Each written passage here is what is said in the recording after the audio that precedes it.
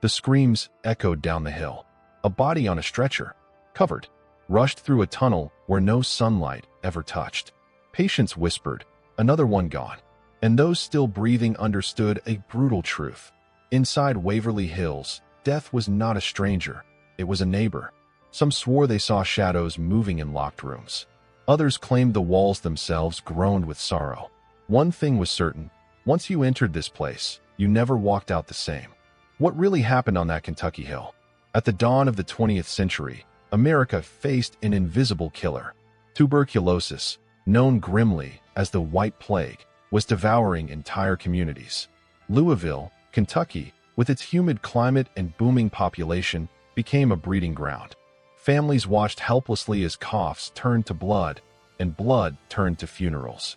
No cure existed, no miracle drug, only a desperate need for hope. That hope rose in 1910, high on a windswept hill outside Louisville. Waverly Hills Sanatorium. At first, just a modest wooden structure for a few dozen patients. But the epidemic grew, and with it, so did Waverly. By the 1920s, a massive Gothic monument stood where farmland once lay. 5 stories of brick and stone, over 400 beds, sweeping balconies and endless windows designed to flood the wards with fresh air and sunlight, the only medicine doctors could offer. From the outside, Waverly Hills looked almost majestic, like a university or grand hotel. Towers crowned the roofline. Arched windows lined its face. To a sick child or grieving parent, it seemed a palace of healing. They called it the House of Hope. For a time, that title felt true. The sanatorium symbolized progress, modern science battling the White Plague with architecture and optimism. Step inside, however, and the grandeur gave way to grim reality. Endless rows of beds, each holding a patient fighting for breath. The echo of coughing rattled through the halls day and night, a symphony of suffering. Nurses wheeled patients onto open-air porches even in the dead of winter, believing the cold air might purify infected lungs. Fingers grew numb, lips turned blue, but the regimen continued. For some, it offered relief.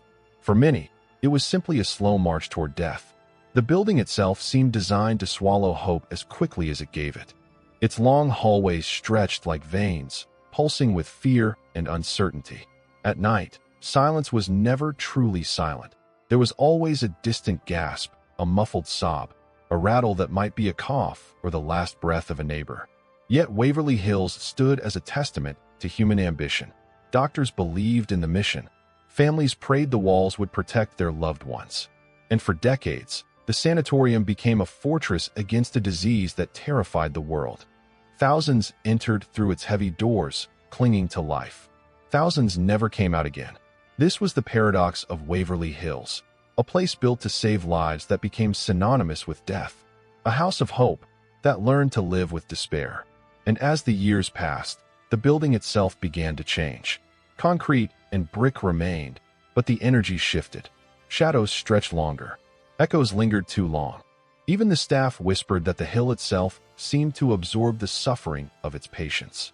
But this is only the beginning.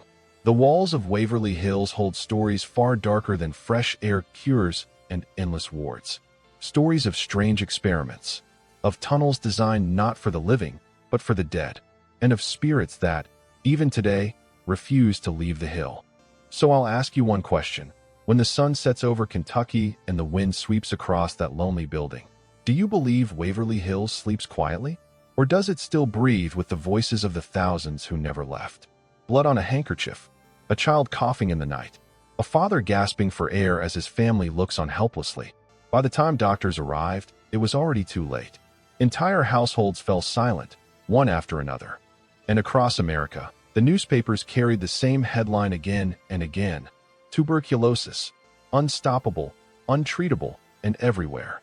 In the early 1900s, tuberculosis was the #1 killer in the United States. Known as the White Death because of the pale skin and wasted bodies it left behind, the disease spread with ruthless efficiency. One sneeze, one cough, one shared breath in a crowded room could pass it along. Unlike sudden plagues that struck fast and burned out, tuberculosis lingered. It ate away at its victims slowly, sometimes over years, leaving them gaunt and skeletal before the end. Kentucky was especially vulnerable. Its humid summers, poor air circulation in growing industrial towns, and crowded living conditions created the perfect breeding ground. By the 1910s, Louisville ranked among the worst cities in the nation for tuberculosis infection. Doctors and health officials were overwhelmed. Families buried children and grandparents in the same week. Coffins lined churchyards. The sickness did not discriminate. It devoured the rich and the poor alike. Hospitals struggled. Regular city facilities could not contain the influx of patients, nor could they risk spreading infection to others. Quarantine became the only answer. That's why specialized sanatoriums were built, places where the sick could be isolated, monitored, and, if fortune allowed, treated. Waverly Hills was not the only sanatorium, but it was one of the largest, and in Kentucky, it became the most infamous. Inside its walls, life was grim but regimented. Patients endured endless tests, harsh treatments, and the constant reminder that the person coughing in the next bed might not survive the night. And yet, amid the despair, Waverly Hills represented something vital, the belief that science could fight back. That architecture itself, sunlit balconies, fresh mountain air, spacious wards, could slow the march of the plague. For many in Kentucky, Waverly Hills became a beacon. Families would climb the hill, leaving loved ones at the gates, whispering prayers that this institution might succeed where medicine had failed. The building's silhouette against the skyline was more than concrete and steel. It was a symbol of resistance against an invisible enemy. But symbols cannot erase statistics. By some estimates, tens of thousands of patients passed through Waverly Hills between 1910 and its closure in 1961. Many survived and carried their stories back into the world. Many more did not. Their names filled the ledgers, their bodies carried out through the underground tunnel so that others would not lose hope at the sight of constant death. The scale of the tragedy is almost impossible to comprehend today. Imagine entire classrooms of children struck down, whole factories losing half their workers, neighborhoods where every other house wore black crepe on the door. Tuberculosis was not just a disease. It was a shadow hanging over everyday life, a reminder that anyone, at any time, could be next. And so Waverly Hills grew in legend, even before the ghost stories. It was where hope and despair lived side by side, where families clung to a chance of survival even as hearses rolled steadily down the hill. The sanatorium embodied the desperation of an era, a fortress against a plague that would not stop. The White Death defined a generation. It reshaped cities, rewrote medical practice, and scarred families across America. But on that Kentucky hillside, it also left something else. A building forever marked by the breath of the dying, a monument to both human endurance and human frailty. And in the decades that followed, when medicine finally found a cure, Waverly Hills would stand empty, its halls echoing with the memories of the epidemic it was built to fight. Memories that, according to some, never truly left. They wheeled the patients outside in the dead of winter. Blankets pulled tight, snow falling across pale faces, breath turning to frost in the air. Children shivered in iron beds lined up on open balconies. Nurses whispered, "Fresh air will heal them." But for many, that icy wind was the last thing they ever felt. This was not cruelty.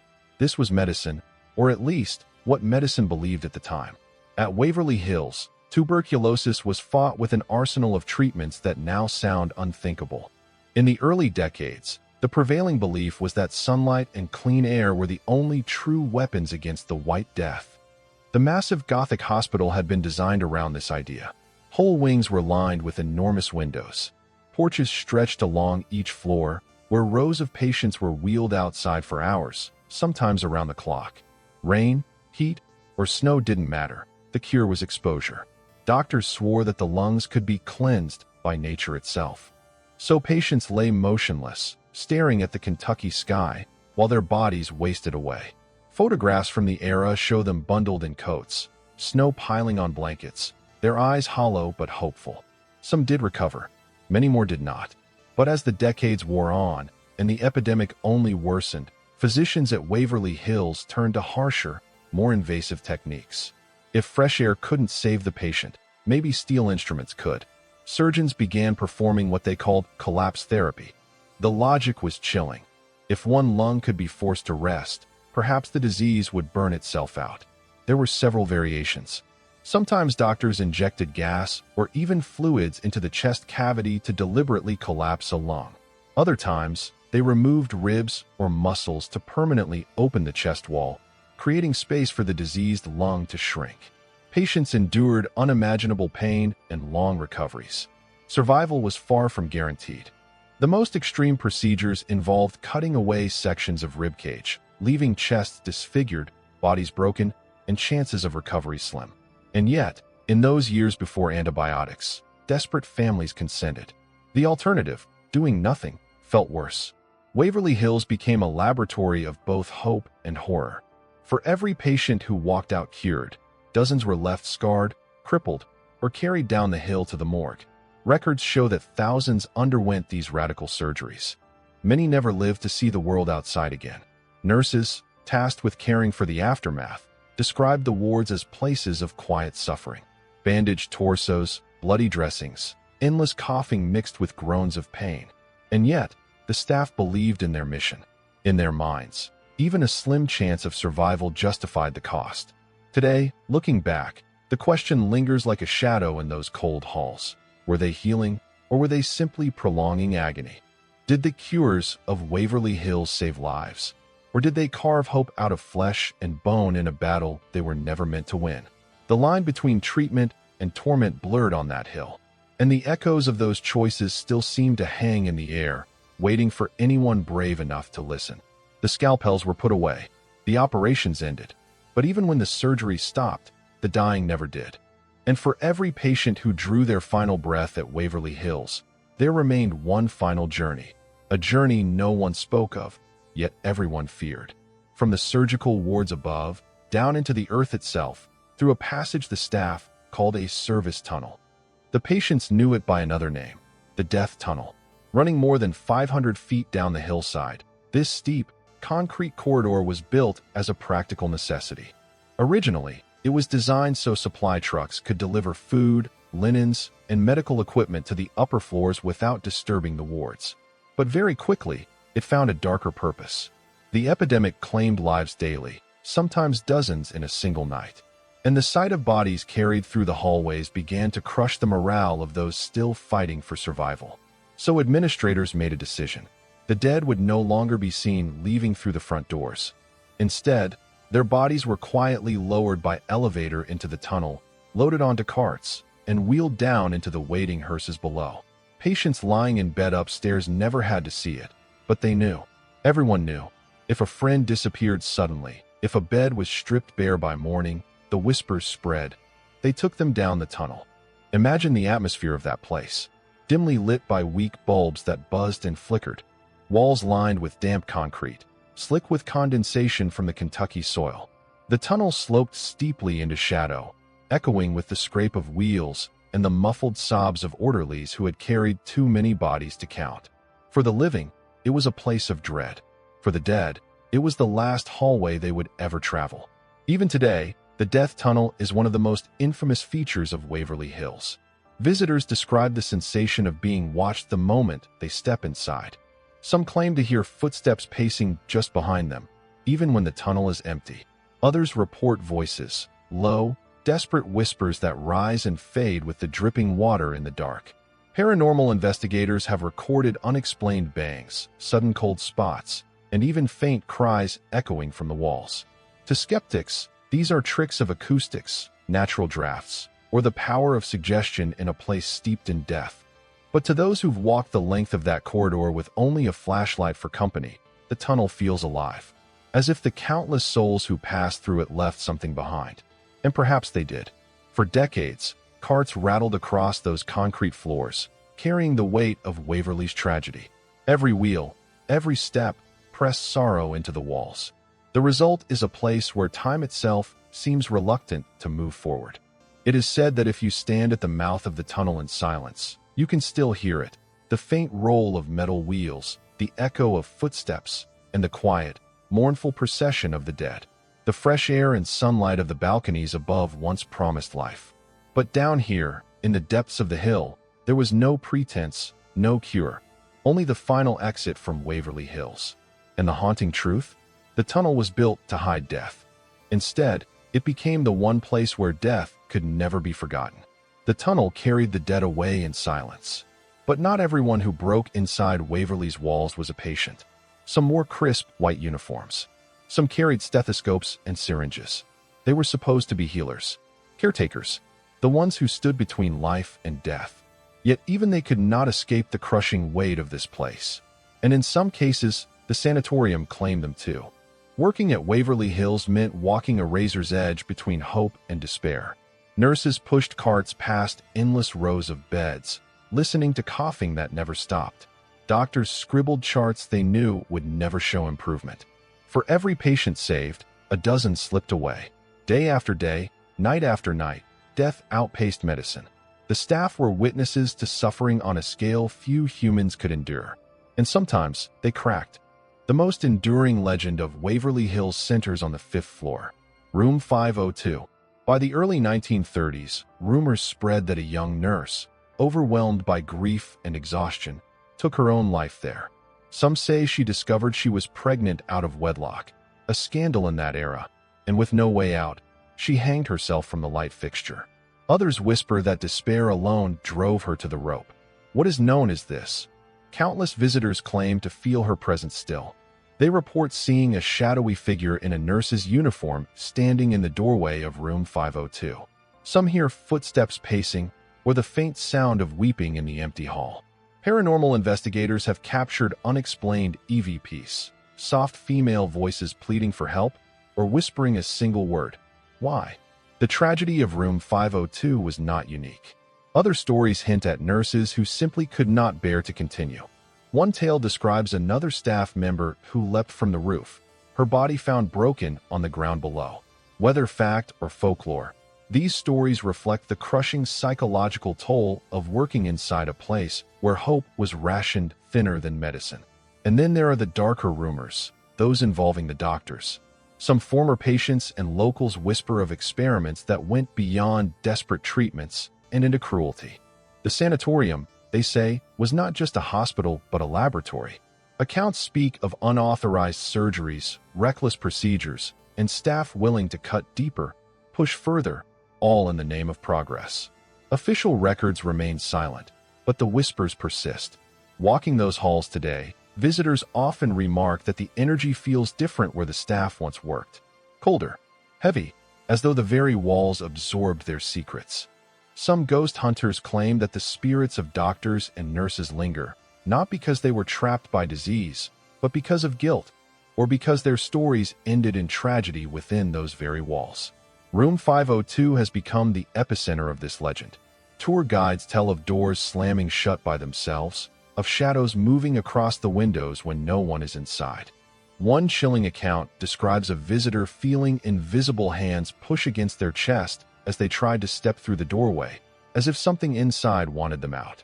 The death tunnel below carried thousands of patients into the earth. But the 5th floor carries something different. The weight of human despair, the echoes of staff who once tried to heal and found themselves broken instead. Were the doctors and nurses of Waverly Hills heroes, villains, or victims themselves?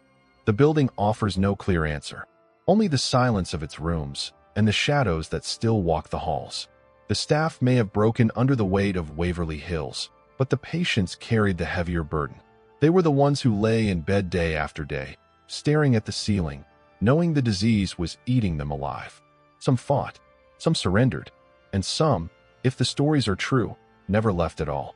Ask anyone who has walked the abandoned corridors after dark, and they'll tell you the same thing. The patients are still here, not in body, but in voice. Tour guides often describe the sound first. It begins faintly, like a giggle carried on the wind. Then clearer, a child's laughter echoing down an empty hallway. No children live at Waverly Hills today. Yet countless visitors insist they have heard the unmistakable sound of a boy or girl playing somewhere just out of sight. One of the most famous legends speaks of a little boy named Timmy. Paranormal groups bring toy balls and leave them in the hallways. Cameras roll as the balls begin to move, slowly at first, then rolling several feet on their own. Skeptics point to drafts, uneven floors, or even tricks of perception, but the recordings are hard to dismiss. In some, the The sound of a child's voice follows the ball, giggling as if amused by the game. And it isn't only Timmy. Guests claim to hear coughing, moaning, and even full sentences whispered into their ears when no one else is around. Investigators using EVP, electronic voice phenomena, recorders have captured chilling fragments. "Help me. I'm cold. Don't leave." One team swore they heard an entire chorus of voices singing faintly in a ward that stood empty for 60 years. Skeptics argue it's pareidolia, the human brain turning random noise into words.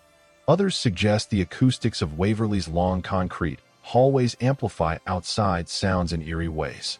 But even hardened investigators admit there are moments that defy explanation. Moments when the voices respond directly to questions. Moments when the air shifts, the hair rises on your arms, and you know you are not alone. The most unnerving accounts often come from ordinary visitors, people with no interest in the paranormal. A woman touring with her family reported holding her husband's hand in the dark, only to realize he was several feet away. Something unseen had taken her hand instead. Another man claimed to hear his name spoken in a raspy whisper as he walked past a row of empty rooms. He left the building and refused to return. Perhaps the most famous piece of evidence comes from a video shot in the early 2000s. Investigators captured a shadowy figure stepping out of a doorway at the end of a hallway. It paused, looked toward the camera, then darted back inside. When the team ran to the spot, the room was empty. To this day, the clip is considered one of the most convincing pieces of paranormal footage ever filmed at Waverly Hills. Whether you believe or not, the effect is the same. The halls of Waverly feel alive with memory, as though the voices of thousands are woven into the concrete. Every cough, every sob, every final word left its mark. And when the building is silent, those echoes slip through the cracks between past and present. Are these the desperate imprints of patients long gone, replaying like broken records? Or are they conscious spirits, still wandering the wards, searching for comfort they never found in life? Whatever the answer, one truth is hard to deny. The patients of Waverly Hills may have lost their bodies to the White Death, but their voices never stopped speaking. The voices of the patients may still echo in the halls, but medicine eventually found its weapon. In the early 1950s, a miracle drug emerged, streptomycin. At last, the White Death could be defeated. What fresh air, collapsed lungs, and broken ribs could not cure, antibiotics could. And almost overnight, the war that had consumed Waverly Hills for half a century was over. By 1961, the sanatorium closed its doors as a tuberculosis hospital. No more stretchers wheeled down the death tunnel. No more children lined up in the snow. For the first time, hope had finally beaten despair. But the story of Waverly Hills did not end there. The massive structure still loomed over Louisville, a fortress of brick and shadow. Its wards were too large, its history too heavy, to simply disappear.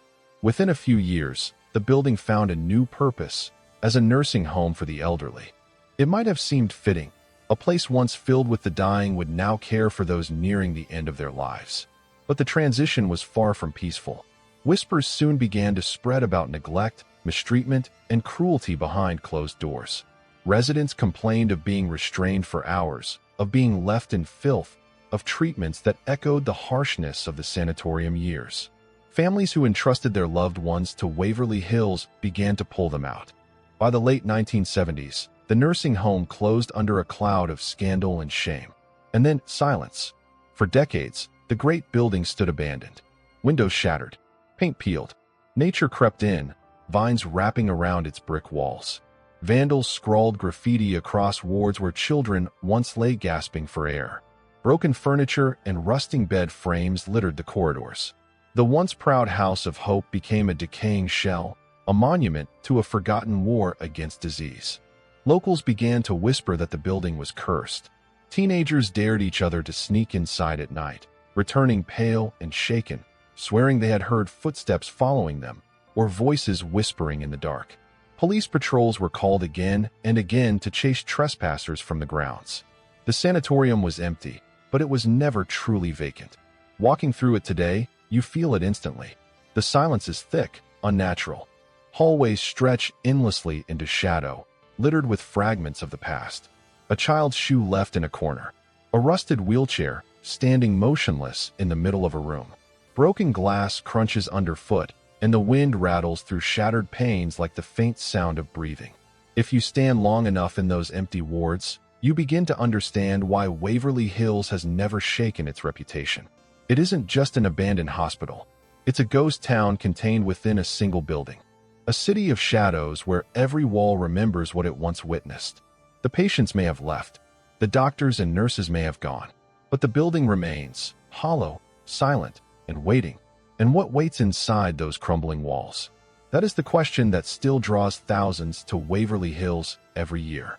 For decades, Waverly Hills stood in silence, its windows broken, its walls crumbling, its halls echoing with nothing but the wind. But ruins never stay empty forever. Curiosity grew, whispers spread, and by the late 20th century, the forgotten sanatorium began to draw a new kind of visitor. Not the sick, not the dying, but the curious. Ghost hunters, thrill seekers, believers and skeptics alike. Local groups were the first to sneak inside, flashlights cutting through the dark. They told stories of shadows moving just out of sight, of sudden drops in temperature, of voices caught on cheap tape recorders. Word spread quickly, and soon, Waverly Hills wasn't just an abandoned hospital. It was a stage for the unknown. By the 2000s, television cameras arrived. Shows like Ghost Hunters and Ghost Adventures turned the sanatorium into a household name. Millions of viewers sat in their living rooms watching investigators walk the same dark corridors where patients once gasped their last breaths. They filmed rolling balls, disembodied voices, and shadowy figures crossing doorways. Every scream, every whisper, every shaky night vision clip added fuel to the legend. And the public responded. Tickets to guided tours sold out. Paranormal enthusiasts flew in from across the country to spend a night inside. Some came armed with sophisticated equipment, infrared cameras, EMF detectors, EVP recorders. Others came with nothing more than a cell phone and nerves of steel. The building that once symbolized hope against tuberculosis now thrived on fear. What had been a house of healing became a house of horror by design. The current owners leaned into its reputation, offering overnight ghost hunts, guided history tours, and even Halloween haunted house attractions.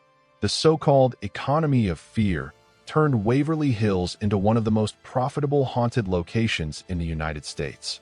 It wasn't just entertainment. For many, visiting Waverly Hills felt like stepping into history itself. Walking through the death tunnel, standing in room 502, or hearing the phantom laughter of children in the empty wards. These were experiences that blurred the line between tourism and pilgrimage. People wanted to see the place where thousands had suffered, to confront death in a way that felt both terrifying and strangely cathartic. Skeptics argued that the legends were exaggerated, that stories were recycled to sell tickets. But even they admitted, once you stand inside, the atmosphere is undeniable. The silence feels too heavy. The shadows feel too deep. And whether it's psychology or something more, people leave Waverly Hills changed. What once decayed in solitude now thrives in notoriety. Waverly Hills has been reborn, not as a hospital, not as a nursing home, but as a global symbol of haunted history. The building lives again, but it does not live quietly. The cameras left.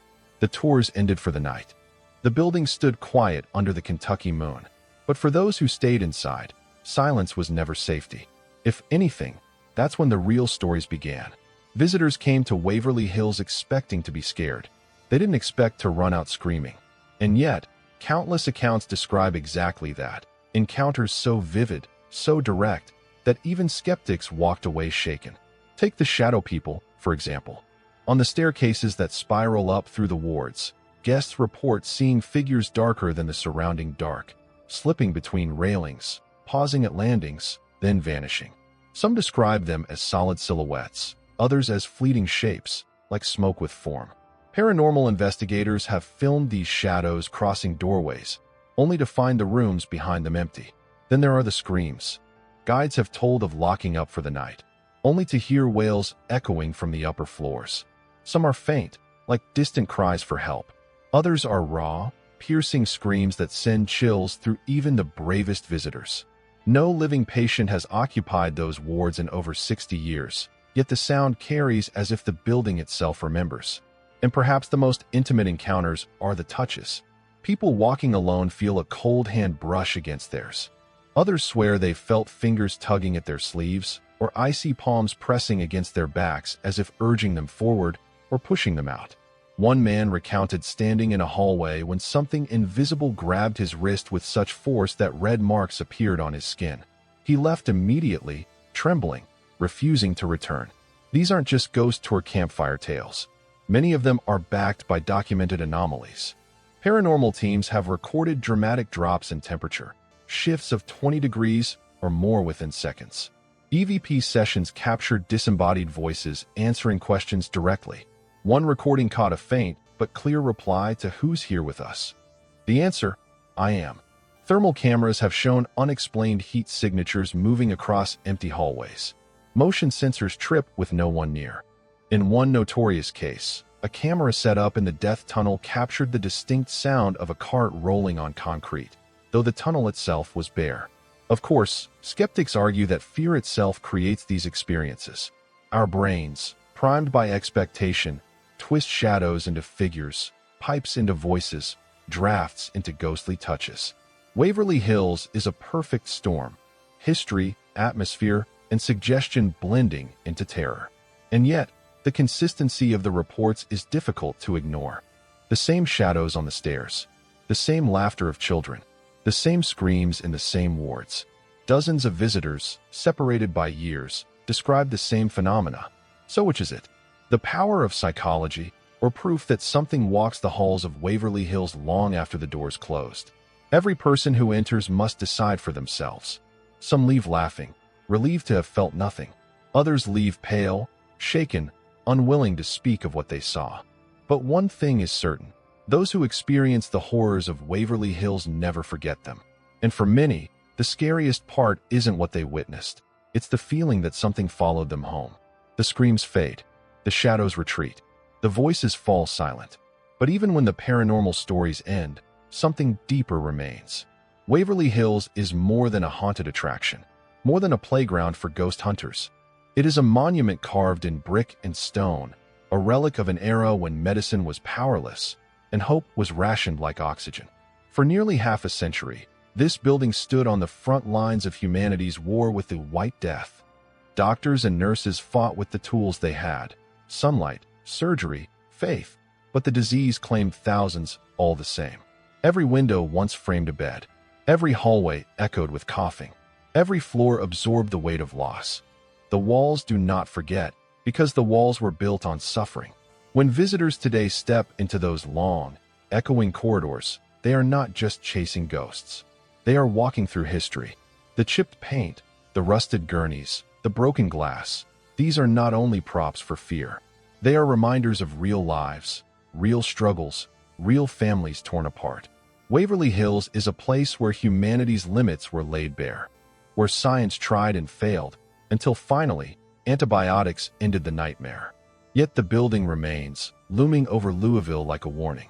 It reminds us how fragile we are, how quickly certainty can crumble when faced with an invisible enemy. In a time before cures, desperation drove medicine to its darkest corners. Today, when we look back, we see not only ghosts of patients, but ghosts of choices. Choices made in fear, in hope, in anguish. That is why Waverly Hills resonates so powerfully. It is not just haunted because people claim to hear footsteps in empty rooms. It is haunted because it carries the memory of thousands who walked in and never walked out. Their presence lingers, whether you believe in spirits or not. Stand at the base of the hill and look up at the sanatorium. The structure is massive, its windows like hollow eyes staring back. At sunset, the silhouette dominates the horizon, neither alive nor dead, but suspended in time. You can feel the weight of its history pressing down, a reminder that progress is never guaranteed, that every cure comes too late for someone. So when people ask, is Waverly Hills really haunted? The answer depends on how you define haunting. If it means restless souls, you'll find countless stories to convince you. If it means the echo of human suffering etched into walls of brick and concrete, then yes, without a doubt. The sanatorium stands as both symbol and warning, a symbol of the fight against one of history's deadliest plagues. a warning of what happens when medicine cannot keep pace with death. And in the end, Waverly Hills remains what it has always been, a giant of concrete and brick, standing watch on its lonely hill. It keeps its secrets close. It guards its memories fiercely. The only question is, do you dare to listen?